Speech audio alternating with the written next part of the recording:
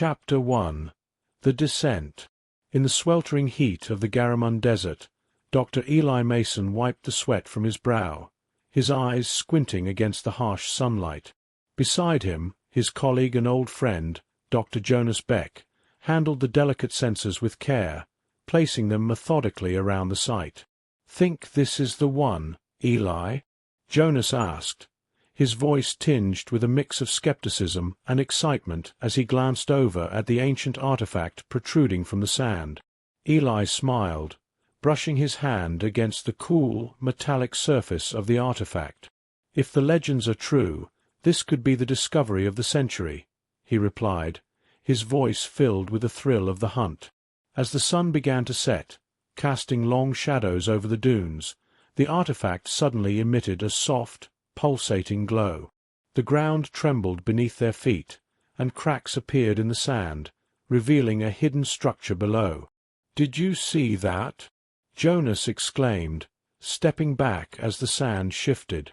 Eli, ever the bold one, moved closer. "The artifact, it's reacting to something. Help me clear this area." Together, they shoveled away the sand, revealing a smooth, glass-like panel. Eli reached out, touching the surface, and with a hiss, the panel slid open, exposing a dark passageway leading underground.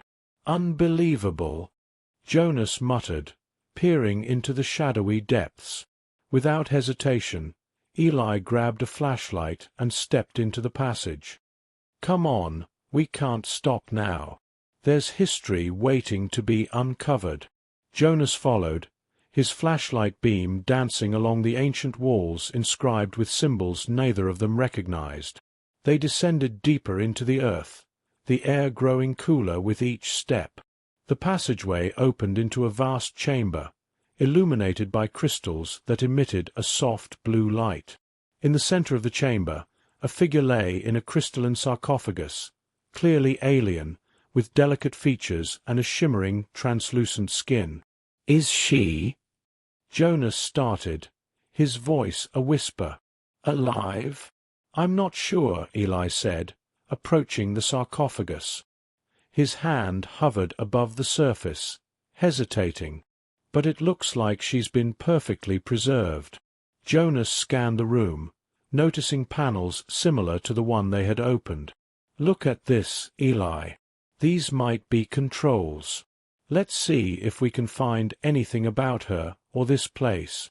Working together, they activated the panels, which flickered to life, displaying alien script and diagrams. Eli, whose specialty was xenolinguistics, began to decode the text, translating it aloud as Jonas took notes.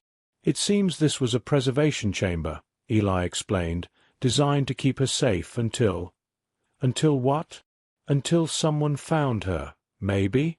Until the right time," Jonas suggested, looking back at the figure in the sarcophagus. As they pondered the mystery, the chamber hummed, the light from the crystals intensifying.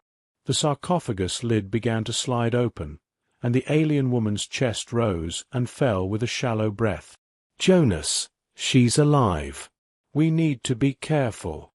We don't know what kind of environment she's used to, or even if our air is breathable to her," Eli cautioned, his voice a mix of awe and concern. "Right," Jonas agreed, stepping back. "Let's set up an environmental tent and contact base camp. We need more supplies if we're going to help her." As Jonas worked on the tent, Eli stayed by the sarcophagus, watching as the alien's eyes fluttered open, revealing irises that shimmered like the crystals lighting the room. "Welcome back," Eli said gently, unsure if she could understand him. "We're here to help." The alien looked at him, her expression one of confusion and fear, but also curiosity. It was the beginning of an extraordinary encounter that would challenge everything they knew about the universe and themselves. Chapter 2. Awakening. In the dimly lit underground chamber, Dr. Eli Mason watched with bated breath as the alien woman, whom he had started calling Lyra, slowly sat up in her crystalline sarcophagus. Beside him, Dr. Jonas Beck was setting up the environmental tent, ensuring it was secure and habitable. "Eli, the tent's ready," Jonas called out, his voice echoing slightly off the ancient walls. "We should move her inside. It's controlled, safer." Eli nodded, turning his attention back to Lyra. "Can you understand me?" he asked, speaking slowly. "We want to help you." Lyra looked at him, her eyes wide and luminous. She spoke, her voice musical but filled with confusion. The sounds were unlike any language Eli had encountered. "She's frightened, Eli," Jonas observed, stepping closer. "Let's try not to overwhelm her." Eli held out his hand gently, a universal gesture of peace. Lyra hesitated, then placed her slender, translucent hand in his. Her touch was cool, sending a shiver through Eli's arm. "Let's move to the tent." "It's safe," Eli explained, guiding her with careful movements. Together, they helped Lyra out of the sarcophagus and into the tent, which Jonas had equipped with basic comforts and medical equipment. Once inside, Lyra looked around with a mix of awe and anxiety. The tent was starkly different from the ornate chamber she had woken in. "We need to check her vitals, make sure she's okay," Jonas said, unpacking a portable medical scanner. "Lyra, this is to help us understand your health. Is that okay?" Lyra nodded, still clutching Eli's hand for reassurance. Jonas gently guided her to sit down and began the scan, which emitted a soft, whirring sound. "Her physiology is incredible, Eli," Jonas whispered, glancing at the scanner's readout. "Her body seems to adapt rapidly to our atmosphere. But she's weak, probably needs nutrients. Do we have anything she can eat?" Eli asked, concerned. Jonas rummaged through their supplies. "I have some nutrient gels. They're bland, but it's a start." Offering Lyra the gel, Eli watched as she tasted it tentatively. A small smile appeared on her face, easing some of Eli's worry. "Good?" he asked. Lyra nodded, finishing the gel. "Good," she repeated, her voice gaining a little strength. "That's her first English word," Jonas noted, grinning. "We'll make a linguist out of her yet." They spent the next few hours teaching Lyra basic English words, pointing at objects around the tent and repeating their names. She was a quick learner, her pronunciation clear and curious. As night fell, Eli found himself sitting beside Lyra, a digital tablet between them. He had sketched a simple map of the galaxy, trying to explain where they were in relation to her own world. "This is Earth," Eli pointed. "And we think this," he gestured to another part of the map, "might be where your planet was." Lyra looked at the map, her finger tracing the lines thoughtfully. She pointed at a cluster of stars. "A Seri," she said softly, a hint of sadness in her tone. "A Seri," Eli repeated, making a note. "That was your home?" "Yes." "Home," Lyra confirmed, looking up at Eli with a sense of longing. Jonas watched them from across the tent, documenting everything on his laptop. "This is groundbreaking, Eli. Her knowledge could change everything we know about the universe." Eli nodded, aware of the magnitude of their discovery, but more captivated by the person in front of him. "We're going to help you, Lyra," he promised. "Maybe we can even find a Seri." Lyra squeezed his hand, her expression grateful. "Thank you, Eli." "Friend." "Friend," Eli echoed, a warm feeling spreading through his chest. They had started this journey as scientists, but now he felt something deeper forming, a bond that transcended species and worlds. Chapter 3. First Contact. The next morning in the environmental tent, Eli and Jonas prepared for a busy day of collaborative exploration and learning with Lyra. The air was cool and crisp inside the tent, a stark contrast to the arid heat outside. "Today, let's try something a bit different," Eli proposed, setting up a digital whiteboard. "We're going to teach each other." Lyra, you can start by showing us more about your language and culture. Lyra nodded, her expression eager. With a stylus in hand, she began to draw intricate symbols on the whiteboard, explaining their meanings. Jonas, ever the documentarian, recorded every moment, his interest piqued by each new revelation. This symbol represents unity, Lyra explained, pointing to a circular glyph with several lines converging at the center. It is important in Aseri culture. Unity, huh? Jonas mused, jotting down notes. That could be useful. Learning about Aseri values might help us understand their advanced peacekeeping technologies. Eli watched intently, absorbing every word. Can you tell us about your technology?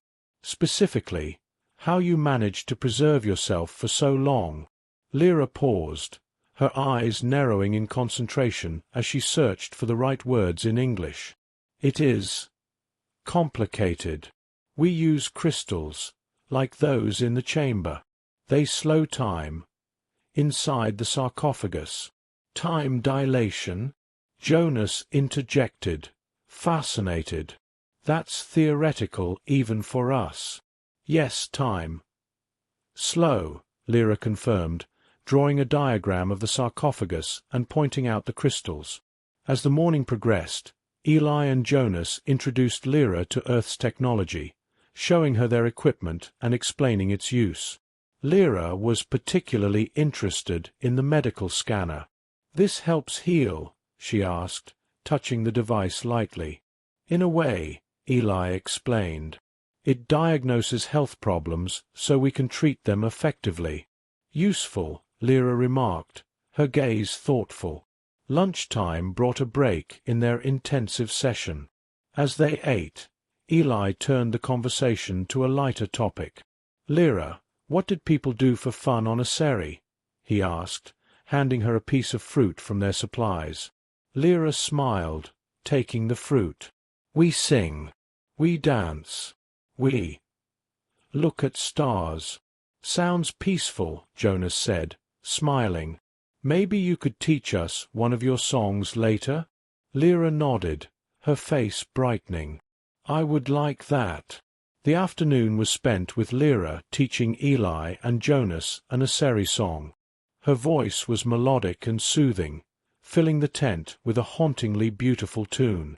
Eli tried to follow along, his attempts bringing laughter from all three of them. As evening approached, Eli decided to broach a more serious subject. "Lyra, we've been talking about sharing our knowledge. What do you think about connecting with other humans? Maybe even going outside?" Lyra's enthusiasm waned slightly, her anxiety about facing a new world palpable. "Many people?" she asked, a trace of fear in her voice. "Not at first," Eli reassured her. "Just a few. Our team is eager to meet you, but only if you're comfortable." Lyra considered for a moment, then nodded. "I trust you, Eli. Friend." "That means a lot," Eli said, his voice warm. "We'll make sure it's a gentle introduction." Jonas, closing his laptop, looked up. "You know, this could be a huge step towards human-Aseri cooperation. Lyra's choice to engage could help us all understand more about each other." "Agreed," Eli said, turning to Lyra with a smile. "Let's take it one step at a time. Together." As the day wound down, the three sat looking at the stars through the tent's transparent ceiling, the light from distant suns mingling with the soft glow of the environmental controls. It was a moment of peaceful reflection on the incredible journey they were on together, learning and growing with each new day. Chapter 4. The Aseri Codex. In the cool, early hours of the morning, Dr. Eli Mason and Dr. Jonas Beck set up their equipment around the main console within the ancient Aseri ruins. Lyra stood beside them, her eyes reflecting the soft glow of the console's lights. "Today we dive into the Aseri Codex," Eli announced, his voice echoing slightly in the cavernous space. Lyra approached the console, her hands hovering over the intricate carvings that covered its surface. "This will teach us much," she said, a note of reverence in her voice. Jonas adjusted his glasses, peering at the console. "Can you activate it, Lyra?" "Yes. It is sensitive. Must be careful," Lyra replied, pressing her palm against the console. The symbols on the console lit up, cascading colors spreading across its surface. "Amazing," Jonas murmured, recording the sequence on his handheld device. "What kind of information can we expect to find?" "History, science, culture," Lyra explained, her voice filled with pride. "Much lost when a Seri fell." As the codex activated, holographic projections sprang to life around them, displaying star maps, architectural designs, and scenes from daily Aseri life. Eli and Jonas walked around the projections, utterly mesmerized. "Look at this, Eli." Jonas pointed at a hologram showing a complex architectural model. Their buildings were designed to harmonize with nature. "See how the structures flow into the landscape." Eli nodded, taking notes on his tablet. "Sustainable architecture. We could learn a lot from this." Lyra guided them to another section of the codex that detailed scientific endeavors. "We mastered energy from stars," she explained, pointing to a diagram of a solar collection grid. Jonas, who had a keen interest in alternative energy, was particularly fascinated. "This technology could revolutionize how we handle energy on Earth," he said, his mind racing with the possibilities. The trio spent the morning exploring the codex, with Lyra translating and explaining the contents. When they reached a section on Aseri art and music, Lyra's face lit up with joy. "This is my favorite part," she said, activating a series of musical holograms. The air filled with the harmonious sounds of Aseri instruments, complex and soothing. Jonas smiled, tapping his foot to the rhythm. "Do you play any of these instruments, Lyra?" "I did. Would play for you if I could," Lyra responded, her gaze lingering on the images of the instruments. "We'll find a way," Eli promised, touched by her sentiment. After a brief lunch break, they returned to the codex, now focusing on Aseri governance and societal structure. Lyra explained their system of councils and their methods for conflict resolution. "No wars," she stated proudly. "Disputes resolved by dialogue and mutual understanding." "That's remarkable," Eli said, impressed by the civility and foresight of her people. As the day wore on, the emotional impact of revisiting her culture became evident on Lyra's face. Eli noticed her quiet demeanor. "Are you okay?" he asked gently. Lyra nodded slowly. "Happy to share. But miss it. My home, my people." Eli put a comforting hand on her shoulder. "We're honored that you're sharing it with us. And we're here with you." Jonas, sensing the mood, packed up his equipment. "Why don't we call it a day? We've learned a lot." "Yes," Lyra agreed, her voice soft. "Thank you, Eli, Jonas." As they exited the chamber, the holograms slowly dimmed, and the console returned to dormancy. The bonds of friendship and mutual respect between them had deepened, forged in the shared exploration of a lost civilization's legacy. Back at the tent, they sat together, sipping warm drinks and watching the stars.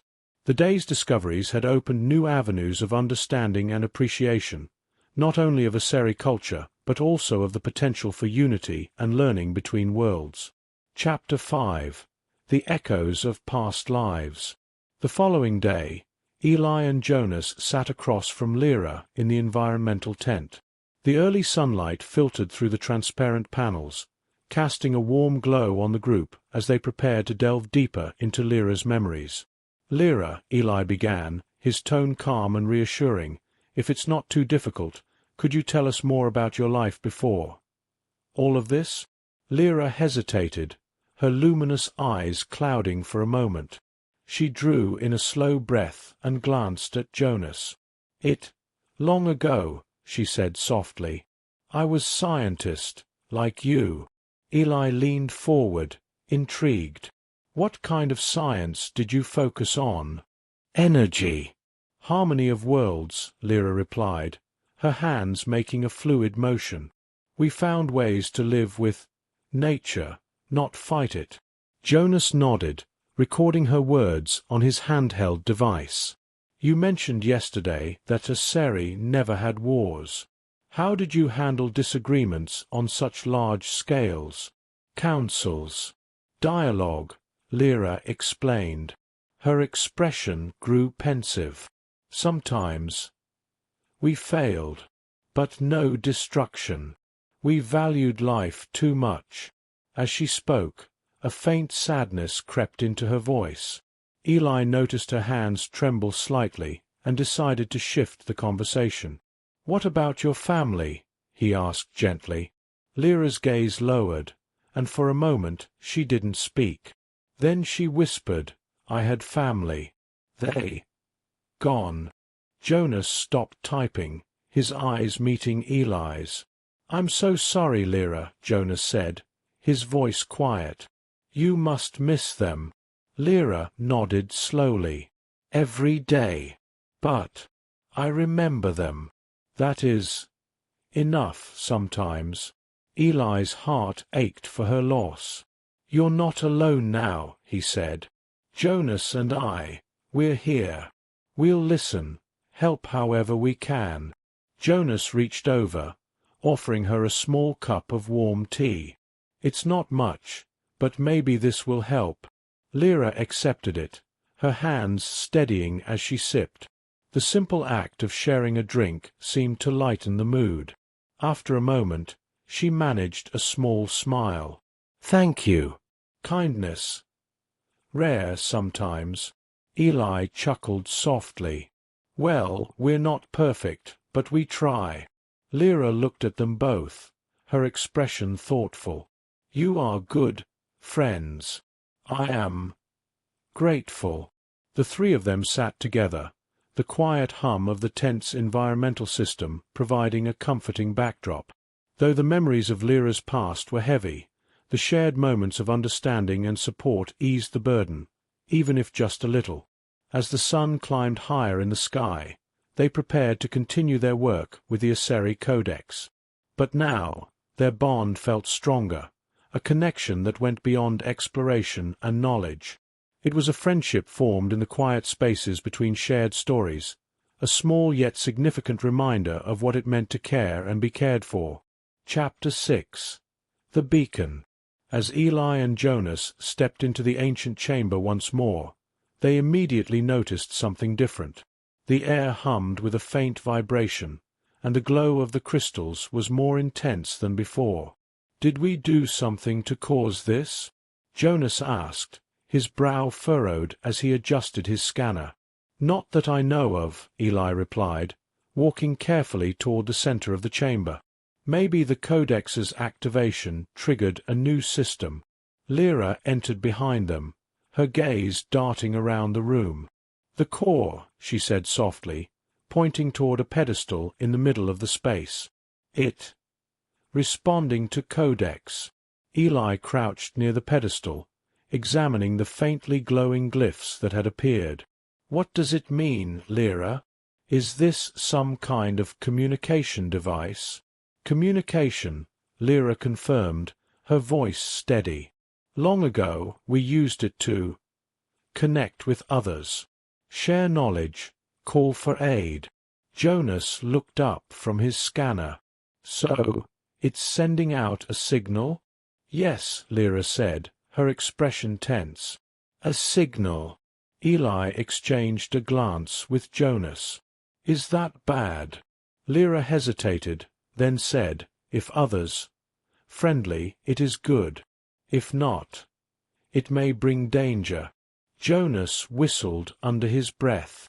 So, we might have just invited company we're not ready for. Eli stood, brushing the dust from his hands. We can't undo it now. But we should be prepared. Lyra, what kind of others might respond? Were there any known enemies of the Aseri? Lyra's face darkened. Yes. Long ago, we had enemies. Some wanted what we had. Our knowledge, our peace. Great, Jonas muttered. So, what do we do if they show up? We protect ourselves, Eli said firmly. But we also keep trying to learn.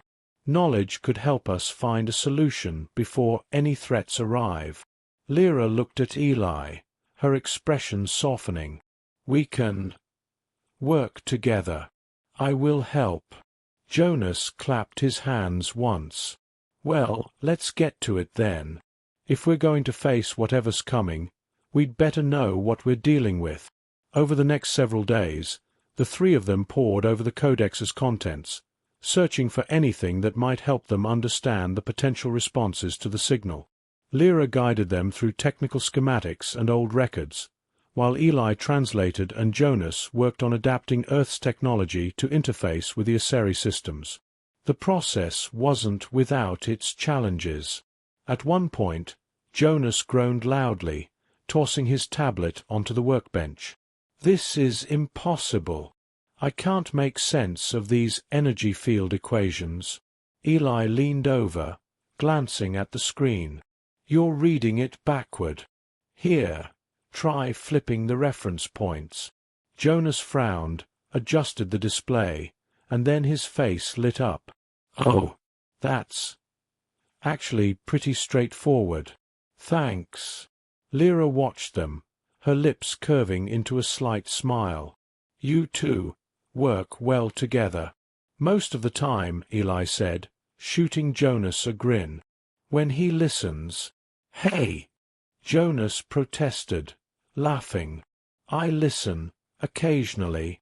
The light-hearted moments provided some relief as they tackled the immense challenge of preparing for the unknown.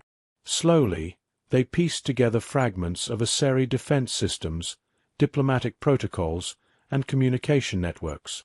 Lyra's expertise and memories proved invaluable, and her growing bond with Eli and Jonas made their work feel less like a race against time and more like a shared mission.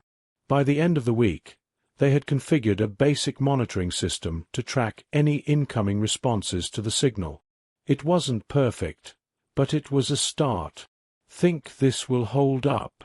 Jonas asked, stepping back from the console they'd rigged together. It's better than nothing, Eli replied. He turned to Lyra. What do you think? Lyra studied their work, her expression thoughtful. It is good. Not Aseri level, but good. Gee, thanks, Jonas said with a mock scowl, which quickly melted into a grin. But seriously, I think we've done all we can for now. Lyra placed a hand on the console, her fingers brushing over the glowing symbols. We must be ready. But also hope. Hope that the response is friendly, Eli said quietly. Or at least, not hostile. Jonas clapped him on the back. You always were the optimist, Eli. And you're always the realist, Eli replied with a smirk. It balances out. As they powered down the system for the night, the three of them stood in the quiet chamber, the soft light of the crystals casting long shadows. The days ahead were uncertain, but together they felt more prepared for whatever might come. Chapter 7. Sands of Time. The days grew hotter as Eli, Jonas, and Lyra continued to study the Aseri Codex and the messages it revealed. In the evenings, after long hours spent deciphering glyphs and adapting ancient technology, the three of them would retreat to the tent to rest and regroup. One particular evening, as they sat under the stars, Jonas brought up a question that had been on his mind. Lyra, what was it like before all this was buried, before you were asleep? Lyra looked at the sky, her luminous eyes reflecting the starlight. It was beautiful, she said softly. Our cities glowed like the night sky. No separation between nature and us.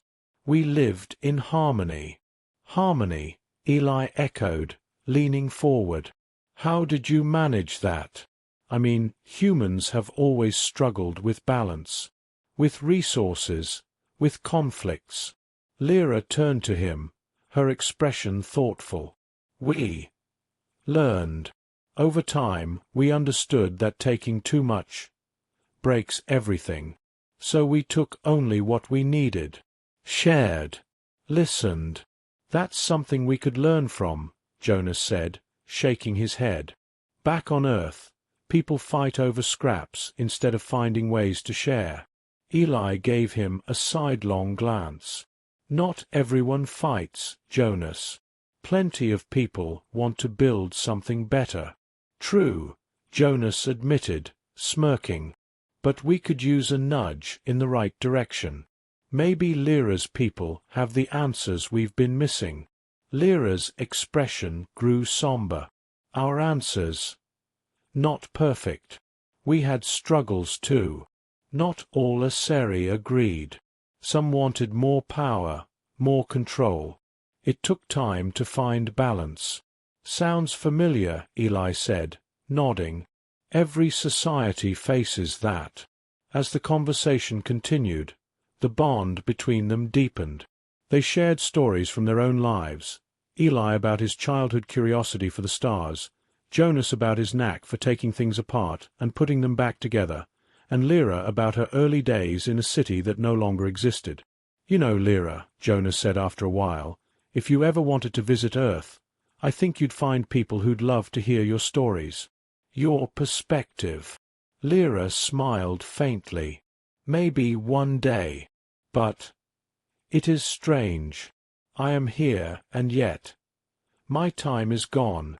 My people, my world, buried. Eli reached over and rested a hand on her arm. You're still here. And as long as you're here, your culture isn't gone. We'll keep it alive with you. Eli's right, Jonas said. You're part of the world now, even if it's different. And who knows? Maybe we can build something together, something that mixes the best of both. The air grew still, the desert quiet except for the occasional whisper of wind through the tent's edges. Lyra placed her hand over Eli's and looked at him, her gaze steady. Thank you. For helping me remember. For helping me be here. Any time, Eli said softly. Jonas cleared his throat. Well, I think that's enough deep conversation for one night. Let's get some rest. Tomorrow's another long day. They laughed quietly, easing the weight of the moment. One by one, they turned in, the stars above a silent witness to the connections they had forged amidst the ancient sands. Chapter 8. A New Dawn. The signal had been transmitting for days, its reach stretching far beyond what Eli, Jonas, and Lyra could comprehend. By now, they knew a reply was only a matter of time. As they gathered in the tent one morning, the air was filled with nervous anticipation. Jonas leaned over the console, his fingers hovering above the keys. Any new responses? Anything at all? Eli shook his head. Not yet. But that doesn't mean it's not out there. Lyra sat across from them, her hands folded neatly in her lap. When we sent messages before, it could take weeks, even months. Stars are far apart. True, Jonas admitted, rubbing the back of his neck. Patience isn't exactly my strong suit. Eli chuckled. It's not like we're short on things to do. There's still more of the Codex to explore. We've barely scratched the surface. Lyra smiled softly. You are eager learners. I enjoy teaching you. Jonas grinned. It's not every day we get lessons from someone whose civilization was light years ahead of ours. I think you've spoiled us, Lyra. Lyra tilted her head, her expression curious. Spoiled? He means you've set a high standard, Eli explained, shooting Jonas a playful look. "You're making it hard for us to settle for anything less." They all laughed, the tension in the room easing. It was in these small, light-hearted moments that their connection felt strongest, a reminder that, no matter how different they were, they shared a common humanity, even across species. Later that afternoon, Jonas was busy running a systems diagnostic when the console emitted a faint, rhythmic chime. His eyes snapped to the screen. "Eli! Lyra! We've got something!" Eli rushed over, Lyra close behind. On the display, a stream of data was appearing, foreign symbols that neither Eli nor Jonas could immediately recognize. But Lyra's eyes widened in recognition. "This is a Seri," she said, her voice trembling slightly. "It is. From my people." Jonas stared at the screen. "You mean they're alive? Out there?" Lyra nodded slowly. "A few. Must have survived. They found us." Eli placed a steadying hand on her shoulder. "Lyra, this is incredible. We can reach them, communicate with them. You'll be able to reconnect with your own kind." Lyra's gaze shifted to Eli. "Not just me. You, too. They will want to meet you." "Us?" Jonas asked, raising an eyebrow. "Why?" "You helped me," Lyra explained. "You brought me back. They will want to know you." Eli glanced at Jonas, then back at Lyra. "Then let's send them a response. Let's let them know we're here, that we're ready to talk." Jonas began inputting commands, guided by Lyra's instructions. The signal went out, and the console blinked as it began transmitting. They stood silently for a moment, the reality sinking in. Contact had been made. As night fell, they sat outside the tent, staring up at the stars. The glow of the console illuminated the tent behind them, but their focus was on the vast sky above, the infinite possibilities that awaited. Eli broke the silence. "This changes everything." "Sure does," Jonas agreed. "But it's a good change. We've taken a step forward." Lyra looked at them both, her expression serene. "You gave me a new life. Now we can share that life together." Eli smiled. "Together." As the desert wind carried their words into the night, the three of them, human and Aseri, sat side by side, united in purpose, ready to face the future hand in hand.